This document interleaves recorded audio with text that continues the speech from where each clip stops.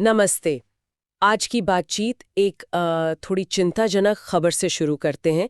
हम्म 2025 में दुनिया में शांति और कम हुई है। हम्म और ये कोई मामूली गिरावट नहीं है। ये ग्लोबल पीस इंडेक्स मतलब जीपीआई जब से शुरू हुआ है तब से लेकर अब तक का सबसे खराब साल दर्ज हुआ है। हाँ, और पिछले 11 सालों से ये ढलान लगातार जारी है। ये वाकई चिंता का विषय है। बिल्कुल।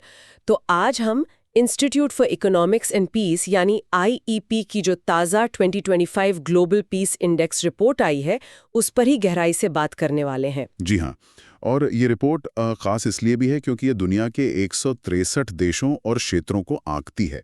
मतलब दुनिया की लगभग 99.7% आबादी इसमें कवर हो जाती है। और हमारा मकसद है इस रिपोर्ट के जरिए ये समझना कि दुनिया भर में शांति के रुझान क्या चल रहे हैं, कौन से बड़े निष्कर्ष सामने आए हैं, इस बढ़ती अशांति की आर्थिक कीमत क्या चुकानी पड़ रही है और ये संघर्ष आखिर क्यों बढ़ रहे हैं। हाँ, बिल्कुल। तो चलिए इस अहम रिपोर्ट की पड़ताल करते हैं। शुरुआत करते हैं सबसे बड़े रुझान से। जैसा आपने कहा, वैश्विक शांति का औसत स्तर गिरा है और ये जीपीआई इतिहास का सबसे निचला स्तर है। 2014 से लगातार गिरावट। हाँ, और आंकड़े देखें तो इस साल 100 देशों में शांति कम हुई है, जबकि सिर्फ 62 देशों में ही थोड़ा सुधार देखने को मिला। मतलब गिरावट वाले देश कहीं ज्यादा हैं। ये जानना दिलचस्प होगा कि आईईपी शांति को मापता कैसे है, मतलब किन चीजों पर ध्यान दिया जाता है। देखिए, आईईपी शांति को मोटे तौर पर 3 मुख्य दायरों में मापता है।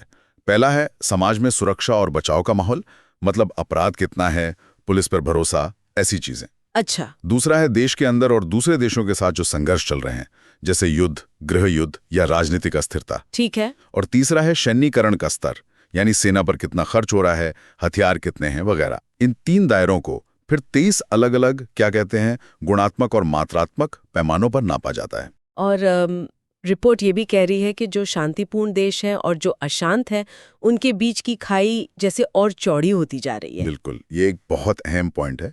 सबसे शांत और सबसे अशांत देशों के बीच का ये जो अंतर है, जिसे हम शांति असमानता कह सकते हैं, ये पिछले 20 सालों में 11.7% बढ़ गया है। ओ। तो दुनिया एक तरह से 2 हिस्सों में बढ़ती जा रही है। एक तरफ वो देश जो या तो शांत हैं या स्थिर हो रहे हैं, और दूसरी तरफ वो जो लगातार अशांति में और धंसते जा रहे हैं। अगर हम कुछ खास पैमानों की बात करें, मतलब इंडिकेटर्स की, तो सबसे ज्यादा गिरावट कहाँ दिखी इस साल? इस साल जो सबसे बड़ी गिरावट आई है वो 3 क्षेत्रों में है। पहला, भारी संघर्ष जिनमें देश शामिल हैं। दूसरा, देशों के अंदरूनी संघर्षों में होने वाली मौतें। और तीसरा, जीडीपी के प्रतिशत के तौर पर सैन्य खर्च।